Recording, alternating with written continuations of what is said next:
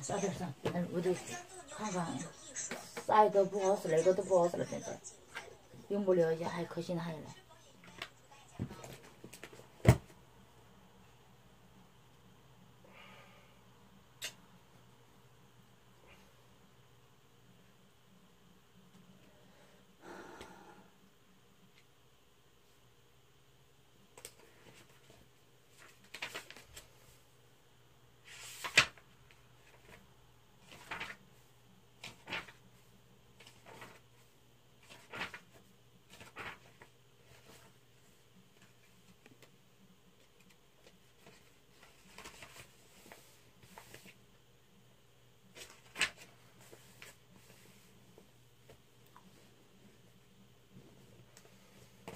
진짜 밑에 또 하이까 안 올라 푹 안 벌려 올라 전부 저.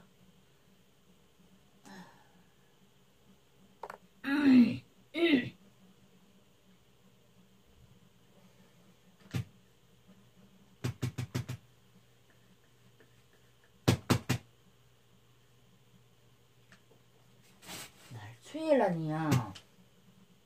아 진짜 미치겠다 진짜.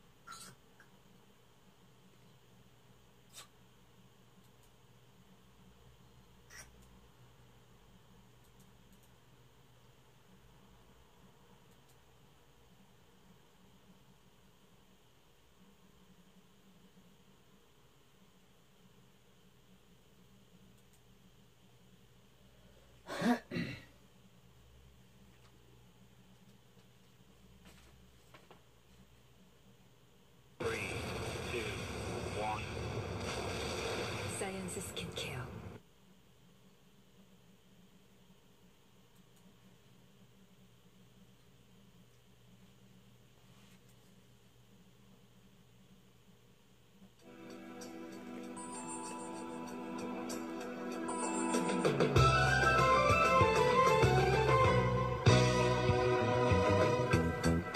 네, 안녕하십니까. 유튜브 여러분 안녕하십니까. 통일방송의 김영금입니다. 이번 시간에는 북한의 조사를 어떻게 하면 성공을 할 수 있을까, 거기에 대해서 여러분들하고 얘기를 하려고 합니다.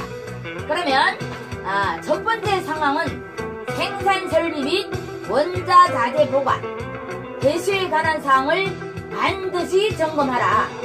그러면 이것을 하기 위해서는 과거 북한과의 경험 과정을 살피면서 이제 어떻게 해야 되겠어요?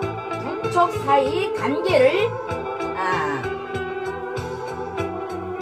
북쪽 파트너에 불법하거나 필요사항의 설비와 원부 자재 공급을 요청하는 경향이 많다고 하는데요. 관련 원자재의 원활한 공급 및 설비의 유지 보수가 원활하지 않을 것을 고려할 때 충분한 설비를 자재를 미리 확보할 필요성을 충분히 인정할 수 있지만 그 양과 범위가 필요 이상인 경우가 많다고 합니다. 그래서 북한이 지금 생산에 필요한 설비를 보유하고 있을 경우에는 다행이지만 그것이 아닐 경우에는 우리가 설비를 제공해야 하는데요. 이 경우 어떻게요? 설비 소유, 유지 간의 관리 책임, 계약 종료, 반출 등에 관한 사항을 충분히 확인을 해야 되겠죠. 과거 북측이 우리 측에서 제공한 가공 설비들을 이제 제약한 생산 과정에서 사용하지 않고 우리나라와 협의 없이 일방적으로 다른 물품의 생산에 활용했을 경우가 많았다고 합니다. 그러면 또한 부품의 고장을 등을 이유로 각종 부품 등을 공급받는 이후 이를 외부에 판매하는 경우도 있었다는 겁니다. 이렇게 계약 체결 시 아무런 문제 상황을 차단하지 않고 제공된 각종 생산 설비와 원두 자재에 이렇게 해서 이제 명확히 필요성이 없이 설비와 원료 및 완성한 제품의 보관에 필요한 각종 시설의 존재 여부 및 운용 실태를 점검하고 관리, 운용 책임을 명확히 구분을 할 필요가 있다는 점입니다.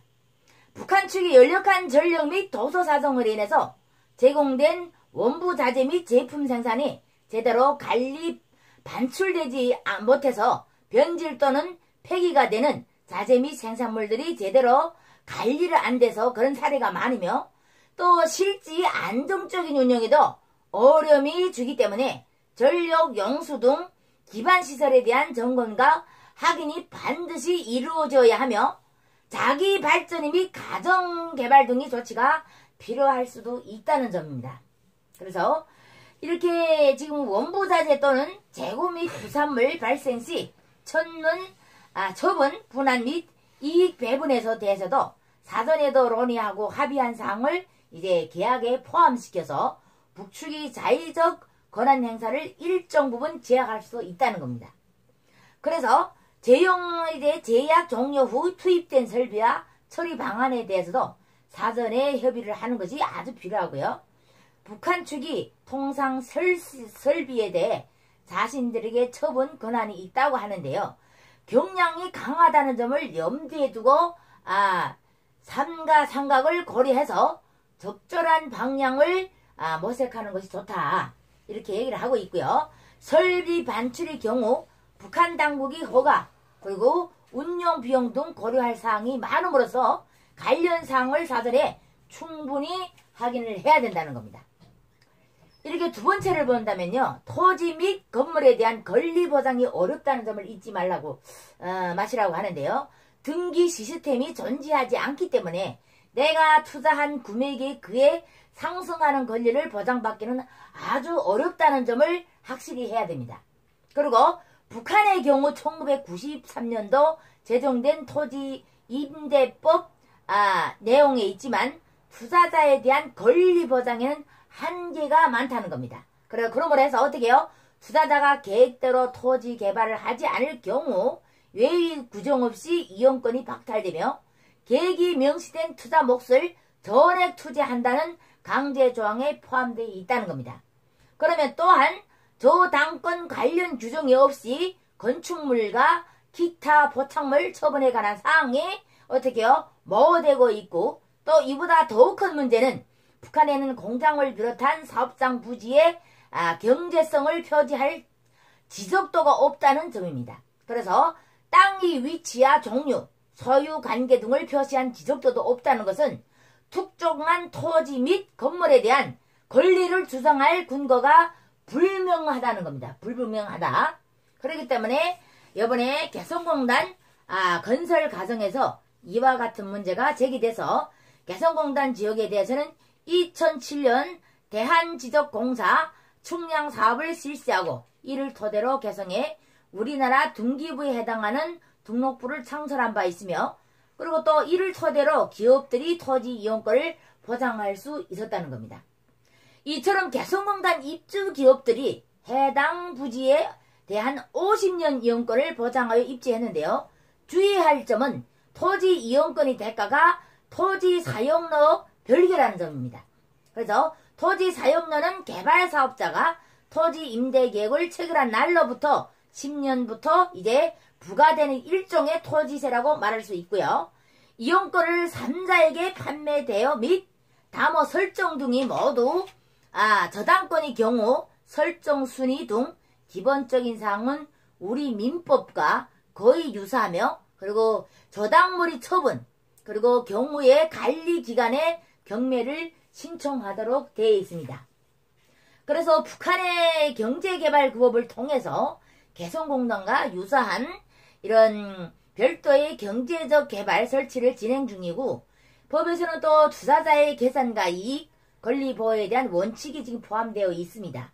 그래서 북한도 외국인 투자자들을 위해서도 투자자의 권리 보장이 필요하다는 사실을 인식하고 있는 것으로 보여지지만 아직까지 부족한 점이 많은 것으로 보여지고 있고요. 이와 같이 점을 고려해 볼 때 북한에 대한 투자 시 법률 통한 토지 및 건물에 대한 권리 보장은 매우 제한적이라고도 볼 수 있다는 점 염두에 두시고 협상과 계약을 진행하여야 할 것입니다. 가급적이면 북한에 새로 조정하고 있는 특구를 대상으로 투자하는 것이 권리 보장이 있어 조금이라도 유리할 수 있다는 겁니다. 그러면 북한의 세부 규정을 최대한 숙지하고 전문가의 자문을 반드시 받아야 된다는 것. 그러면 북한과의 경험 과정에서요.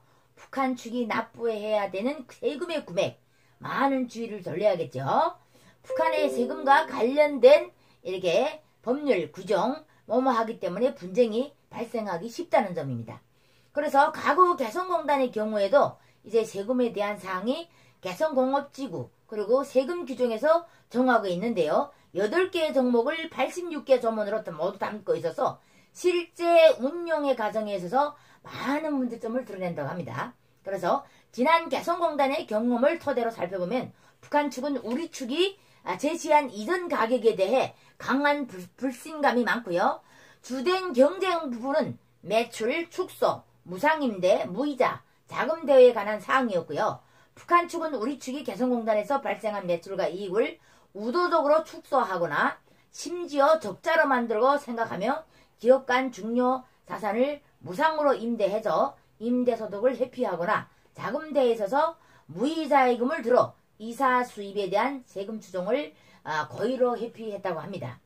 그렇게 불만 누적이 따라서 2009년도 4월부터 북한 측은 우리 측의 개성공단과 관련된 특혜를 전면 검토하겠다고 밝혔으며 결국 2012년 8월 북한 당국은 일방적으로 고의적 세금 누락액에 대한 3배의 벌금을 물릴 수 있도록 이렇게 한 개성공단 지구의 세금 규정을 무시하고 200배 벌금을 물릴 수 있도록 세금 규정 시행 세책을 일방적으로 개정했다고 합니다.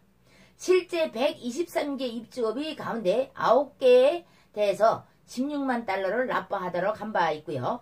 북한의 경우 세금 및 회계에 관한 경험과 인력이 부족하기 때문에 국제적으로 통용하는 하재 기준과 그리고 통료가 전부 적용하지 되지 않을 수 있다는 점 그리고 개성공단에서 북한 측은 입주 기업을 대상으로 규모에 따른 차등 없이 모두 회계 검증을 실시를 하고 있고요. 이런 대가의 매출액이 2.5%의 수준의 비용을 중수한 바가 있다고 합니다.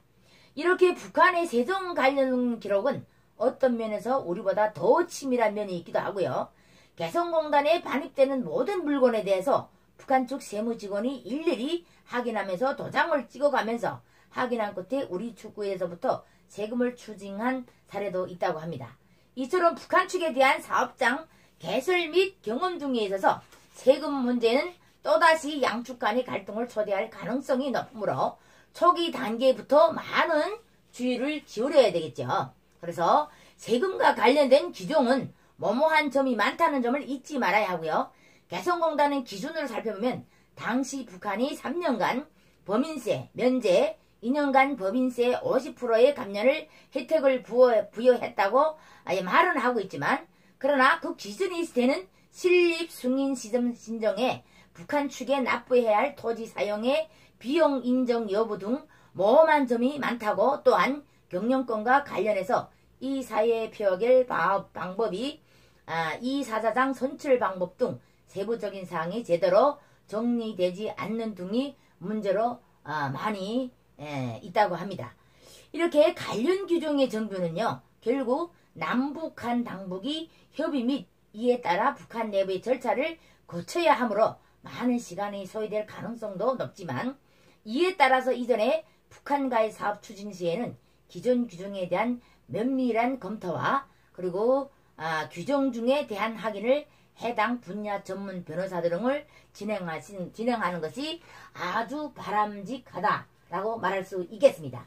그러면 오늘은 여기까지 하려고 하는데요. 지금 구독을 안 하신 분들 구독과 좋아요를 눌러주시고요. 그리고 아까도 말씀드렸다시피 구독, 좋아요는 공무원의 마음으로 함께 했었으면 합니다.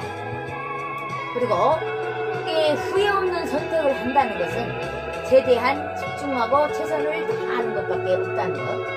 그리고 완벽한 선택을 하려고 하지 말고 그래도 어느 정도 후회가 없는 삶을 살기 위해서 노력을 해야 되는 거고요. 나만의 기준을 가지고 잘 설정하고 그 기준만큼 잘 지키는 것이 아주 중요하다는 점을 잊지 말아야 되겠습니다.